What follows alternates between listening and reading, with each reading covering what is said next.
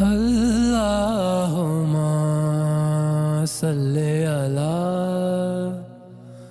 حضرت ابو ہریرہ رضی اللہ تعالی عنہ سے روایت ہے کہ رسول اللہ صلی اللہ علیہ وآلہ وسلم ایک مرتبہ رفع حاجت کے لیے تشریف لے گئے۔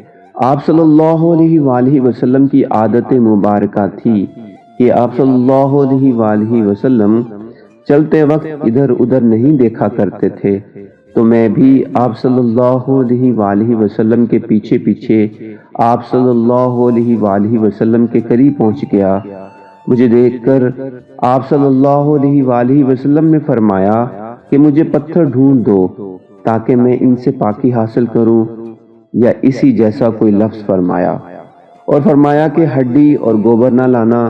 چنانچہ میں اپنے دامن میں پتھر بھر کر آپ صلی اللہ علیہ وآلہ وسلم کے پاس لے گیا اور آپ صلی اللہ علیہ وآلہ وسلم کے پہلو میں رکھ دیے، اور آپ صلی اللہ علیہ وآلہ وسلم کے پاس سے ہٹ گیا۔